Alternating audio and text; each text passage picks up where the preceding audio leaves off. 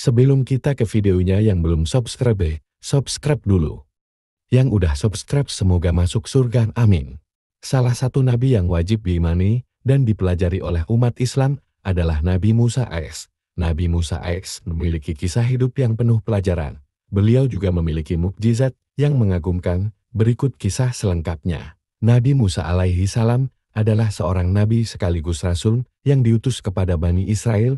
Tugas utama Nabi Musa adalah untuk membawa Bani Israel keluar dari Mesir. Nabi Musa hidup sekitar tahun 1572 sampai tahun 1408 sebelum Masehi. Ia diangkat menjadi nabi sekitar tahun 1450 sebelum Masehi. Nabi Musa adalah menantu Nabi Syuaib karena ia menikahi putri Syuaib yang bernama Safura. Dari pernikahannya, ia mempunyai 4 orang anak. Salah satunya adalah Nabi Ilyas. Nabi Musa dilahirkan pada waktu di mana bayi laki-laki harus dibunuh. Aturan ini dibuat oleh raja kala itu, Raja Firaun. Hal ini diawali karena Firaun mendapatkan mimpi buruk, dan mimpi tersebut ditafsirkan bahwa akan ada anak laki-laki dari Bani Israel yang akan menghancurkan Mesir. Oleh karena itu, sejak ibu Nabi Musa hamil, ia berusaha menyembunyikannya. Dengan kehendak Allah, perut ibu Musa tetap tidak membesar dan tidak menunjukkan tanda-tanda kehamilan. Tidak ada anggota pasukan Firaun yang mengetahui keberadaannya hingga saat kelahiran Musa. Ibu Nabi Musa terus mengkhawatirkan anaknya, hingga datanglah ilham dari Allah, "Susuilah dia Musa, jika engkau khawatir terhadapnya, maka hanyutkan dia ke sungai Nil. Janganlah engkau takut dan bersedih. Sungguh kami akan mengembalikannya kepadamu dan menjadikannya salah seorang rasul." Di Al-Qasas 28:7. Ibunda Nabi Musa memasukkan bayi Nabi Musa dalam peti yang dihanyutkan ke sungai Nil. Peti itu pun kemudian ditemukan oleh permaisuri Firaun, Asyah. Melihat bayi tampan di dalamnya, Asyah ingin mengangkatnya menjadi anak. Meskipun Firaun ingin membunuh bayi itu, sang permaisuri membujuknya, menyebutnya sebagai penyejuk mata dan berharap bayi tersebut bisa bermanfaat atau diangkat menjadi anak. Firaun pun setuju, dan bayi Musa diasuh oleh sang permaisuri.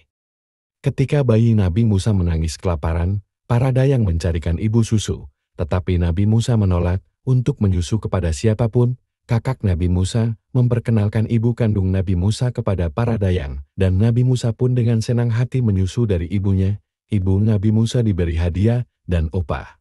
Selain itu, ibu Nabi Musa juga merawatnya sampai dewasa sesuai dengan janji Allah. Nabi Musa tumbuh sebagai pemuda tampan, perkasa, dan pemberani. Pada usia 40 tahun, Allah memberinya hikmah dan ilmu, menjadikannya seorang rasul. Allah anugerahi kepadanya hikmah dan pengetahuan saat dia dewasa dan akalnya sempurna. Suatu hari, Nabi Musa memasuki kota Memphis dan membantu seorang dari Bani Israel ketika bertengkar dengan orang Mesir. Nabi Musa secara tidak sengaja membunuh orang Mesir tersebut yang menyebabkan penyesalan dan ketakutan. Firaun yang mendengar berita ini pun mengirim pengawal untuk menangkap Nabi Musa. Sebelum tertangkap, seseorang memberitahu Nabi Musa tentang rencana pembunuhan dan menyarankannya untuk meninggalkan kota. Nabi Musa pun meninggalkan Mesir dan berdoa kepada Allah untuk menyelamatkannya dari kezaliman. Allah pun menuntun Nabi Musa ke negeri Madian. Di negeri Madian itulah Nabi Musa bertemu dengan kedua anak Nabi Syuaib. Awalnya, Nabi Musa hanya membantu mereka mengambil air. Tetapi sang ayah, Nabi Syuaib, meminta untuk bertemu Nabi Musa. Nabi Musa menceritakan kepada Nabi Syuaib bahwa dia melarikan diri dari kejaran Firaun. Nabi Syuaib berkata, "Jangan takut, sesungguhnya kamu telah selamat dari orang-orang Mesir karena kamu berada di negeri Madian yang jauh dari mereka." Al-Qasas 28:25. Nabi Musa akhirnya menikah dengan salah seorang putri Nabi Syuaib dengan ketentuan Nabi Musa bekerja kepada Nabi Syuaib selama 8 atau 10 tahun. Nabi Musa menyanggupi ketentuan itu dan memilih bekerja genap selama 10 tahun kepada Nabi Syuaib. Setelah menikah, Nabi Musa kemudian meminta izin untuk pulang ke Mesir. Saat tiba di Mesir, Nabi Musa alaihi salam segera bertemu dengan Firaun di istananya. Beliau menyerukan Firaun untuk bertaubat dan memohon ampunan atas perbuatan fasik yang telah dilakukan. Selain itu, Nabi Musa juga menekankan agar Firaun membebaskan seluruh Bani Israel. Dengan seizin Allah, Nabi Musa menunjukkan kedua mukjizatnya sebagai bukti kebenaran. Firaun merespons dengan kemarahan yang besar terhadap perkataan Nabi Musa. Firaun lalu memerintahkan tukang sihirnya untuk menunjukkan keajaiban mereka. Para ahli sihir Firaun melempar tali yang berubah menjadi ular, namun ular-ular tukang sihir Firaun segera ditelan oleh ular yang ditunjukkan oleh Nabi Musa. Akibat kejadian ini, sejumlah pengikut Firaun mulai menyatakan iman kepada Allah, termasuk Asia, istri Firaun sendiri.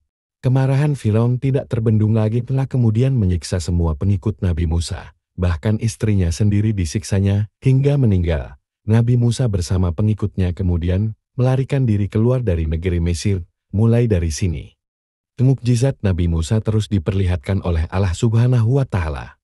Mukjizat ini diperlihatkan kepada Firaun dan para tukang sihirnya. Awalnya, Nabi Musa alaihi salam menyampaikan pesan tentang keresahan Allah Subhanahu wa Ta'ala kepada Firaun, bahwa ada Tuhan selain Firaun. Firaun kemudian meminta bukti untuk mendukung pernyataan tersebut. Nabi Musa alaihi salam kemudian memperlihatkan mukjizatnya sebagai bukti. Tetapi Firaun malah menuduh bahwa yang terjadi hanyalah akibat dari sihir. Hal ini terekam dalam Qiyas Al-A'raf 107. Maka dia jatuhkan tongkatnya. Lalu seketika itu, juga ia berubah menjadi ular yang jelas. Qiyas Al-A'raf 107. Seketika itu, tongkat menjadi ular jantan terbang ke langit setinggi 1 mil. Kemudian dia turun menuju kepada Firaun. Maka waktu itu Firaun berkata, "Demi Tuhan yang telah mengutus engkau, ambillah ular ini." Maka Nabi Musa alaihi salam mengambilnya, lalu ular itu kembali menjadi tongkat. Dikisahkan Firaun meminta bukti yang lain. Kemudian Nabi Musa alaihi salam mengeluarkan tangannya dari dalam lubang leher bajunya. Tiba-tiba tangan yang sebelumnya berwarna hitam sesuai warna kulitnya yang kehitam-hitaman menjadi bercahaya putih gemerlapan. Yang tampak jelas bagi orang-orang yang melihatnya ketika itu, bukan karena belang atau penyakit, tetapi putih karena sangat bercahaya. Hal ini dikisahkan melalui Al-Quran Surah Al-A'raf ayat 108, yaitu, dia menarik tangannya, tiba-tiba tangan itu menjadi putih bercahaya bagi orang-orang yang melihatnya. Qiyas Al-A'raf 108. Bani Firaun saat mengalami kesulitan, meminta pertolongan kepada Nabi Musa alaihi salam agar terbebas dari penderitaan dan bersumpah untuk patuh pada perintah Allah.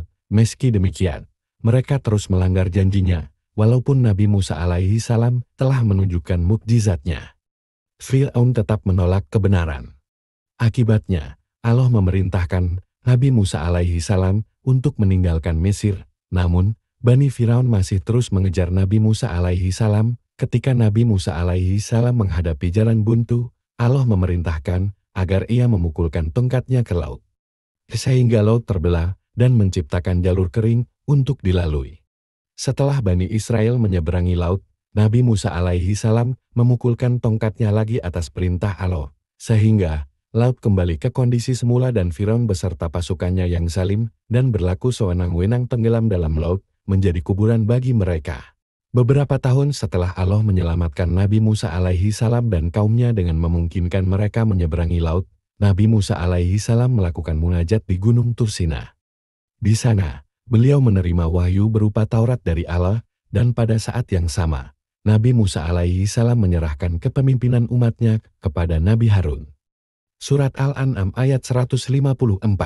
Kemudian, kami telah menganugerahkan kepada Musa kitab Taurat untuk menyempurnakan nikmat kami kepada orang yang berbuat kebaikan, menjelaskan secara rinci segala sesuatu, serta memberi petunjuk dan rahmat, agar mereka beriman kepada pertemuan dengan Tuhannya.